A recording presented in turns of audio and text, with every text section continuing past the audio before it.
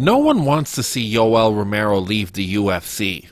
Even Luke Rockhold, as he takes one last selfie with this boy. I hope the UFC fighters that get cut go on a tear through Bellator and PFL and ONE. Let the UFC return the favor, like the time that they let in Pride, WEC, and Strikeforce. Another UFC fighter that's leaving is Rachel Ostovich. This is how she's leaving the UFC. How does every other female fighter on a winning streak feel? During the UFC 256 Embedded episode, did anyone else notice TJ Dillashaw in a commercial for EPO playing in the background? The UFC is hosting 3 awesome events in January 2021. This includes Khamzat Chimaev fighting Leon Edwards and Conor McGregor fighting Dustin Poirier. So it's inevitable that Khamzat Chimaev and Conor McGregor will cross paths on the island. What's going to happen? Chimaev is telling the UFC to make sure that they don't meet up. Is Khamzat going to risk it all and fight Conor in some lobby or elevator? Who knows? It'd be cool if something interesting happened, but it would really suck if they jeopardized the events. Instead, I hope Chimaev just focuses on the task at hand and doesn't get wrapped up with all the McGregor hype. Just keep your eye on Leon Edwards, and you'll be fine. Khabib fans, every time they watch his highlights. Jokes, right? But how do you feel about him fighting GSP? Is that really going to cement his legacy? GSP is the GOAT because he fought off many contenders, many title defenses. He even went up and won the middleweight title. So does Khabib beating GSP really take all of his glory and cement him as the pound-for-pound best? Is forcing GSP to come down to lightweight really the greatest idea? Why should GSP take all the risk? He's a former welterweight and middleweight champion.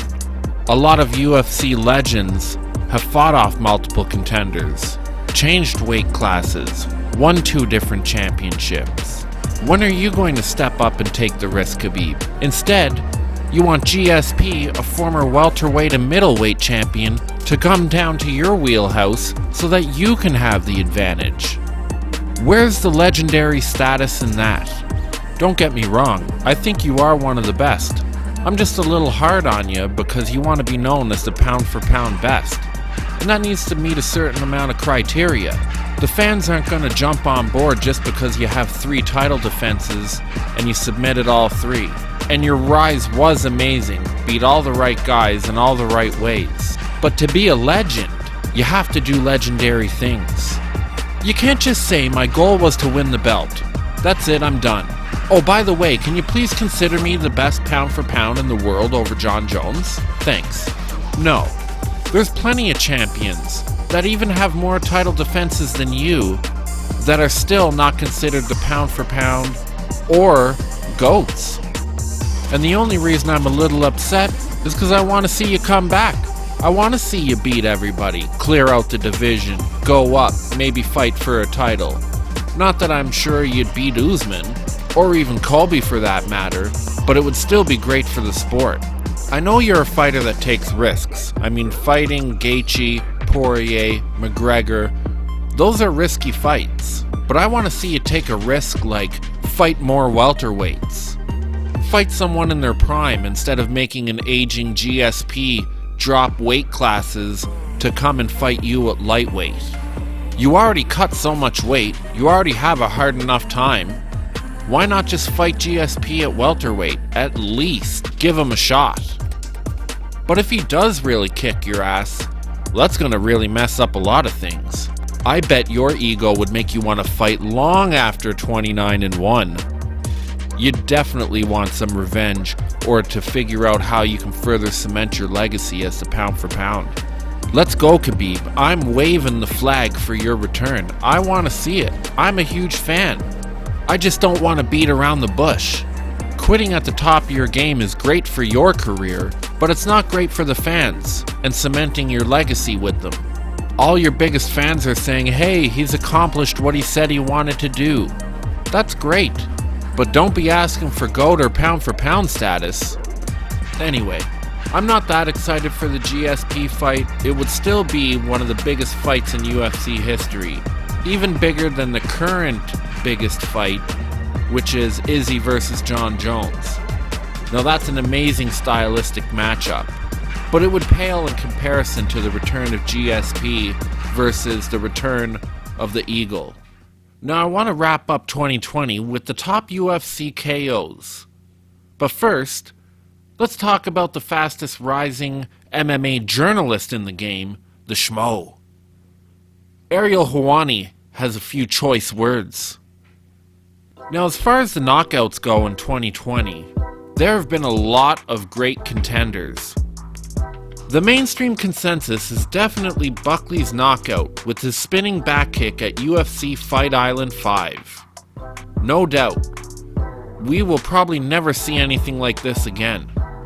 My personal choice for knockout, though, is Cody Garbrandt's KO of Rafael Assunção in the co-main event of UFC 250.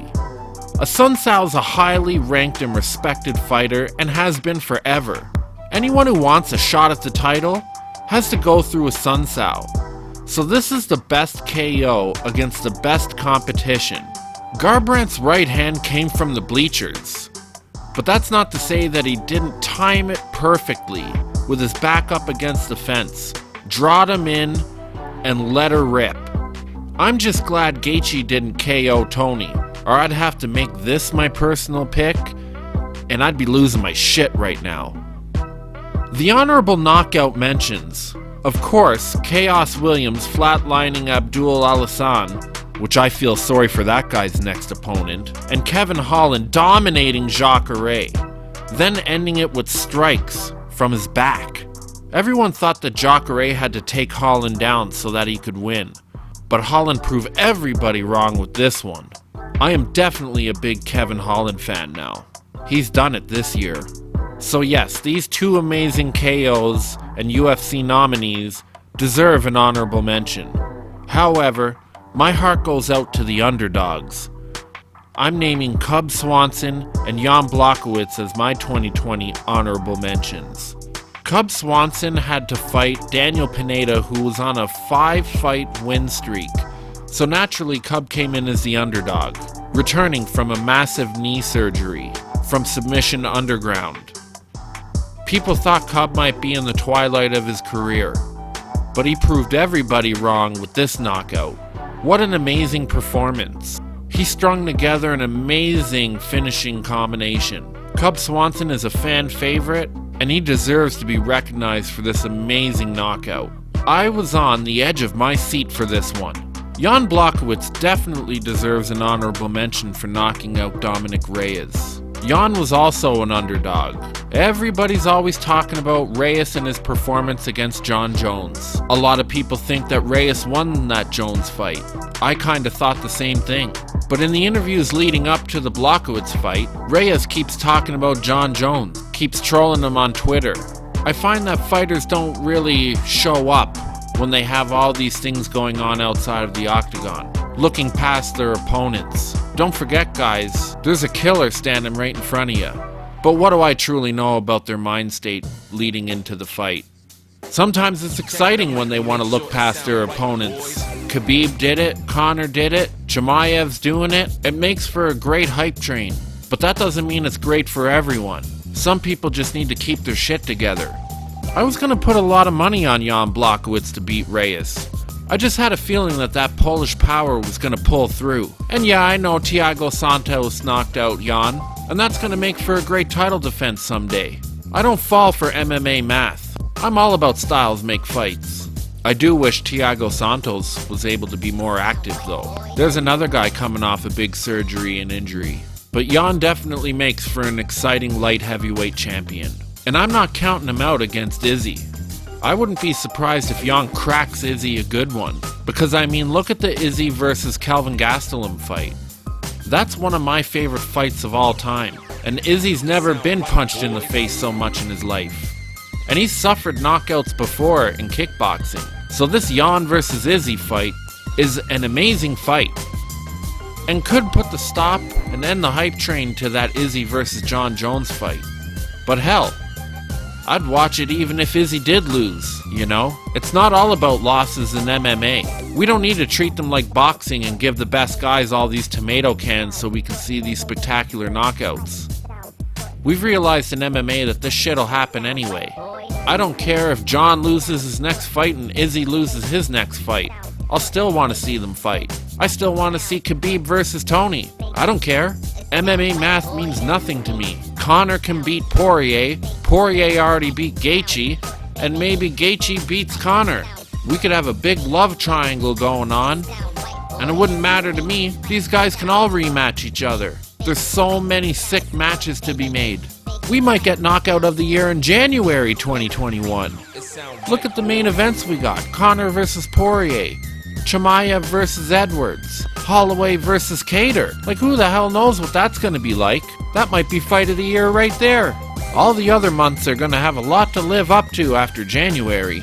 Anyway, I leave it there. What do you think was the best knockout? What was your personal favorite? Who do you think's going to have the best knockout in January?